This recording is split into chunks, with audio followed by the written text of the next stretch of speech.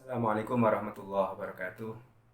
Selamat berjumpa kembali dengan saya Imam Ma'ruf, dan kali ini kita akan belajar atau menjelaskan tentang bagaimana trik-trik menulis sebuah judul skripsi yang mudah, yang baik, dan tentu saja judul yang sesuai dengan situasi, sesuai dengan keahlian dari masing-masing penulisnya.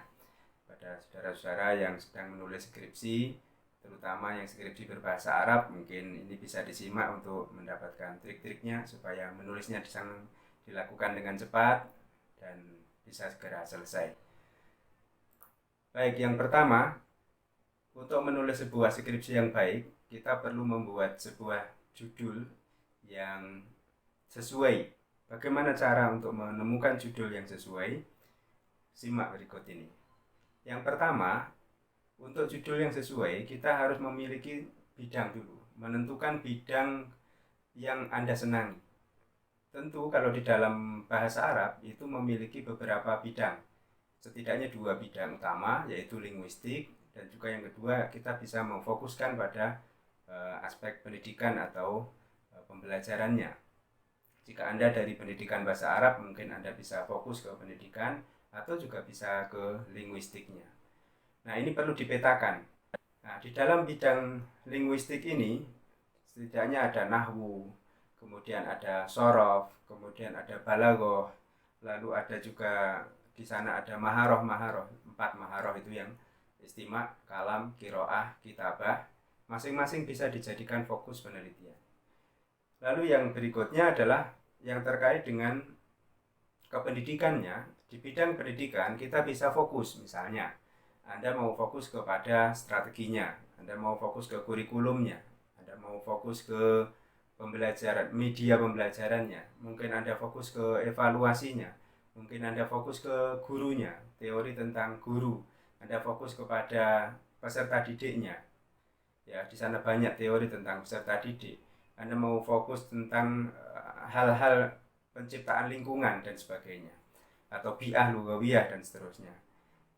Kemudian setelah 2 itu dilakukan, maka berikutnya ya, setelah yang pertama tadi memilih topik atau bidang yang sesuai, kemudian yang kedua tentukan fokusnya, yang ketiga adalah Anda perlu membreakdown, dilakukan breakdown terhadap fokus yang lebih spesifik. Misalnya kurikulum tadi mulai dari pengembangan kurikulum, desainnya, kemudian pelaksanaannya, sampai evaluasi kurikulum.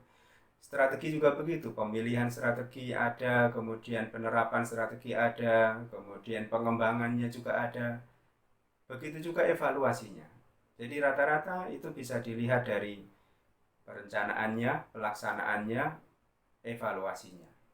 Baik itu di strategi pembelajaran, kemudian metode media pembelajaran, evaluasi pembelajaran, termasuk di peserta didik, bagaimana itu mengelola peserta didik, kemudian mengetahui kemampuan peserta didik, motivasinya, kemudian minat belajarnya, prestasinya, itu semua bisa dinilai atau semua bisa diteliti. Nah, setelah itu semua, maka bagaimana langkah berikutnya adalah Anda melakukan studi terhadap fenomena, terstudi terhadap peristiwa-peristiwa, realita-realita yang sudah terjadi. Misalnya Anda melihat hasil secara literatur, apakah ada hasil penelitian yang terdahulu, apakah ada jurnal yang memuat tentang apa yang mau diteliti, apakah ada buku-buku yang membahas tentang itu, apakah ada laporan-laporan dari misalnya pelaksanaan kegiatan yang sudah ada terdahulu, kemudian bisa juga dari media massa, website, itu semua bisa menjadi sumber untuk menjadi kajian awal. Setelah melakukan kajian awal, kemudian Anda rumuskan problematika. Problematika itu adalah bagaimana Anda menemukan gap antara apa yang ada di lapangan, apa yang terjadi di lapangan, dengan apa yang seharusnya terjadi menurut teori. Jadi antara apa yang nyata dengan apa yang seharusnya, apa yang menjadi harapan dengan apa yang menjadi kenyataan.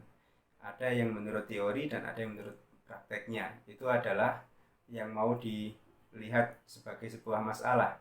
Nah, setelah itu baru kita merumuskan judul yang baik. Judul yang baik itu apa misalnya? Satu, judul yang baik itu cukup dengan satu kalimat, ya, berupa kalimat, bukan berupa potongan frase, tetapi berupa sebuah kalimat. Yang kedua, terdiri dari kata-kata yang menunjukkan hal yang jelas, kata-kata yang menunjukkan variabel yang mau diteliti. Kemudian singkat, deskriptif, kemudian tidak terlalu puitis tentu. Jadi ini sebuah judul yang baik. Nah, bagaimana sebuah rumusan judul yang baik? Ini punya rumus. Jadi kalau kita mau merumuskan judul yang baik itu tergantung jenis penelitiannya. Misalnya, kalau Anda mau meneliti untuk penelitian yang bersifat eksploratif. Eksploratif itu misalnya penelitian sejarah, penelitian case study, penelitian fenomenologi yang meneliti tentang apa yang ada di lapangan, memotret yang ada, itu adalah penelitian eksploratif. Judulnya bagaimana rumusannya nih? Misalnya, perkembangan X di Y. Bagaimana perkembangan X di Y pada periode Z. Perhatikan, rumusannya adalah X, Y, atau X, Y, Z. Misalnya, pelaksanaan X di Y atau pelaksanaan X di Y pada kurun waktu Z. Atau juga misalnya, implementasi X dalam Y pada periode Z. Atau misalnya lagi, studi tentang X di Y, studi tentang X dalam hal Y di Z. Jadi rumusan-rumusan ini menunjukkan bagaimana rumusan judul itu yang baik. Kemudian penelitian pengembangan. Penelitian pengembangan itu misalnya kalau Anda mau mengembangkan sebuah konsep, mengembangkan desain tertentu, misalnya mengembangkan X untuk Y di Z. Misalnya Anda mau mengembangkan konsep X untuk titik-titik atau untuk meningkatkan Y misalnya di Z. Itu polanya. Atau pengembangan model X menggunakan Y di Z. Penelitian yang berikutnya adalah penelitian verifikatif. Penelitian verifikatif misalnya korelasi hubungan antara X dengan Z atau dengan Z. Hubungan antara X dengan Y di Z. Atau misalnya pengaruh X terhadap Y. Atau misalnya lagi dampak X terhadap Y. Itu adalah pola-pola judul yang bisa digunakan di dalam penelitian, biasanya kuantitatif. Nah, simaklah ini contoh-contoh judul, di antaranya misalnya Tatawwuru turuqit ta'limil lughatil arabiyyah fil ma'ahidil islamiyah fi Indonesia. Itu adalah X di Y. Kemudian misalnya lagi tatbiqu manhaji ta'limil lughatil arabiyyah al-muwahhidah fi ma'hadil as-salam di Sukoharjo misalnya. Tatbiqu manhaji ta'limil lughatil arabiyyah al-muwahhidah fi ma'hadil as-salam di Sukoharjo.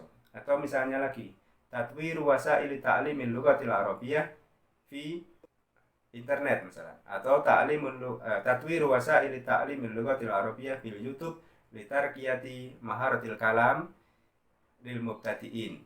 Ini contoh-contoh judul yang bisa digunakan. Ada lagi misalnya al-alaqatu baina qudratit talamid fil qiraati ma'a qudratihim fil kitabah fil madrasatil aliyah al-hukumiyah Surakarta. Atau misalnya asaru tariqatit ta'lim ala maharatil qiraati li talamidis shafis salis fil madrasatil ibtidaiyah al-Islam Surakarta. Ini contoh-contoh judul bagaimana struktur judul itu dibuat polanya antara X, Y, dan Z.